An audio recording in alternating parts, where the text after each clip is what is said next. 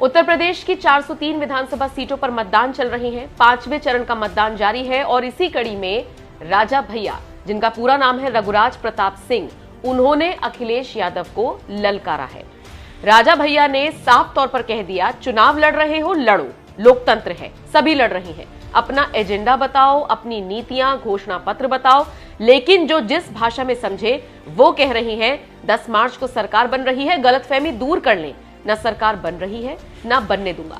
आपको बता दें, राजा भैया ने अखिलेश यादव पर पलटवार उस बयान के बाद किया है जिसमें अखिलेश ने कुंडा में कहा था कि कुंडा में कुंडी लगाओ कि फिर कभी खुलने ना पाए। इसको लेकर राजा भैया ने पलटवार किया, अपनी चुप्पी तोड़ी और सीधे तौर पर अखिलेश यादव को ललकार दिया है। उन्होंने कहा, चुनाव लड़ रहे हो, लोकतंत्र है, लड़ो, सभी लड़ रही हैं, अपना एजेंडा बताओ, लेकिन अगर इस गलतफहमी में हो कि सरकार आपकी बनने जा रही है तो ये गलत है। न सरकार बन रही है और ना मैं बनने दूंगा।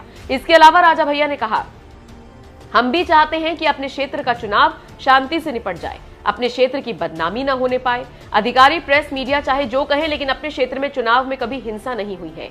कुछ लोग हैं जो क्षेत्र को बदनाम करना चाहते हैं।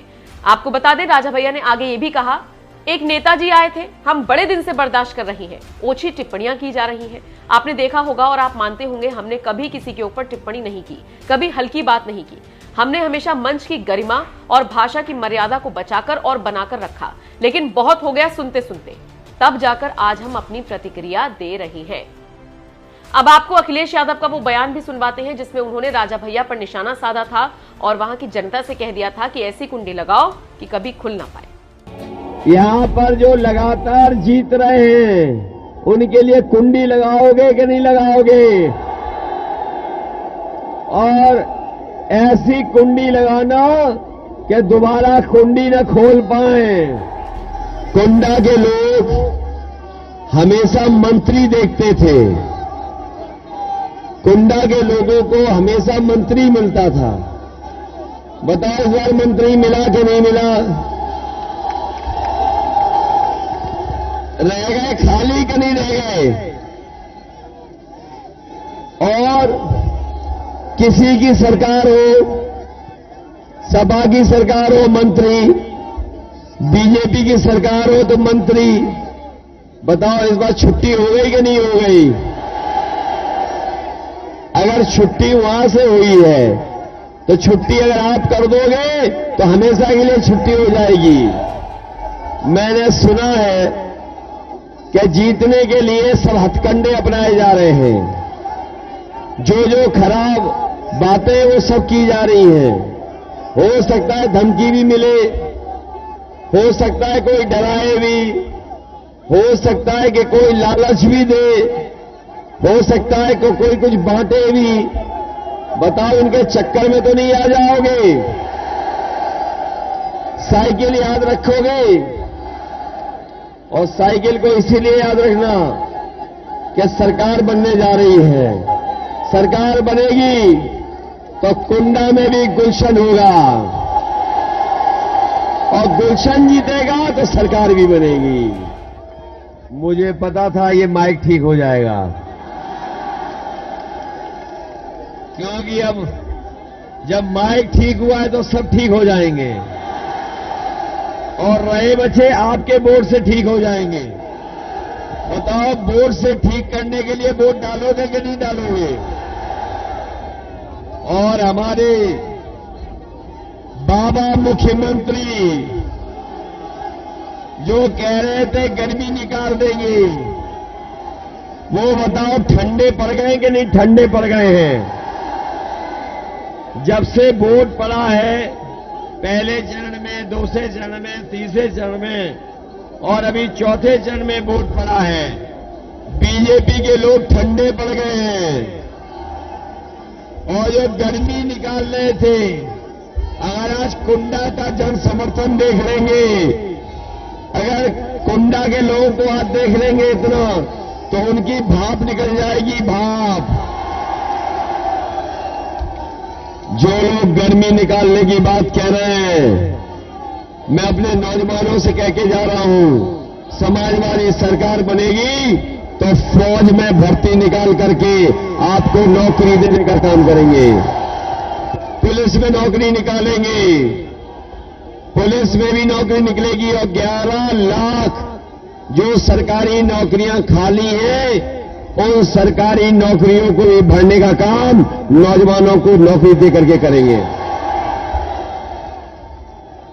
ये हमारे बाबा मुख्यमंत्री कह रहे हैं कि उन्होंने बहुत सारे लैपटॉप बांट दिए हैं। बताओ कुंडा के नौजवानों, किसी को लैपटॉप मिला हो तो बता दो। ये जो स्मार्टफोन दिखाई दे रहे हैं, क्या ये बाबा मुख्यमंत्री ने दिए आपको? और अभी आपने सुना होगा एक बीजेपी के नेता का भाषण, जो लैपटॉप देने की बात कर रहे थे, उनका भाषण सुनकर के जनता लोटपोट हो रही है। उन्होंने कहा कि इंटर पास करके जो 12वीं पास कर लेंगे उन्हें लैपटॉप देंगे। अरे शुक्र है कि उन्होंने ये नहीं कहा कि इंटर पास करने के बाद जो 10वीं में एडमिशन लेंगे उन्हें लैपटॉप देंगे। बताओ, आपको अपनी खेतों की रखवाली करनी पड़ रही कि नहीं करनी पड़ रही?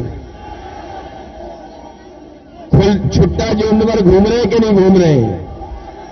गौशाला में गाय मर रही हो और हमारे मुख्यमंत्री जी का प्रिय जानवर सांड वो लोगों को टक्कर मार रहा है। बताओ, टक्कर मार रहा कि नहीं मार रहा? एक बीजेपी वाले कह रहे थे कि हवाई चप्पल पहनने वाला हवाई जहाज में चलेगा। जब से इनकी सरकार आई है, डीजल पेट्रोल इतना महंगा कर दिया है कि हमारे गरीब की गाड़ी नहीं चल पा रही है।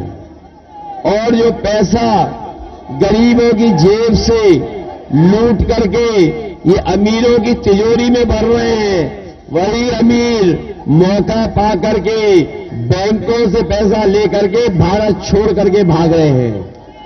बताओ, भारत छोड़ के भागे कि नहीं भागे? एक उद्योगपति 28 बैंकों का पैसा लेकर के और 23,000 करोड़ रुपए लेके भाग गया। ये सरकार नहीं पकड़ पाई। अगर गरीब कुछ लोन ले ले और नहीं दे पाए तो उसे ये सरकार पकड़ लेती है, लेकिन अमीर को नहीं पकड़ पा रहे हैं। इसलिए हम आपसे निवेदन करने आए हैं, इनके नेता जो हैं वो झूठ बोलते हैं। बड़ा नेता है तो वो भी झूठ बोल रहा है, छोटा नेता है वो भी झूठ बोल रहा है। और अगर इनके भाषण सुनोगे तो आप देखोगे जो छोटे नेता हैं छोटा झूठ बोल रहे हैं, बड़े नेता हैं वो बड़ा झूठ बोल रहे हैं, और जो सबसे बड़े नेता हैं वो सबसे बड़ा झूठ बोल रहे हैं।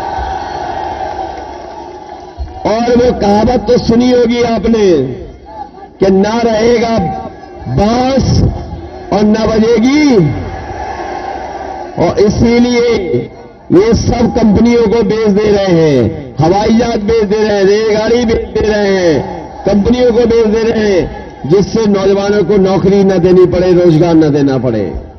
समाजवादी सरकार ने तय किया है कि सरकार बनेगी तो फौज में और पुलिस में नौकरी निकाल करके नौजवानों का भाग्य और भविष्य सुधारने का काम करेंगे।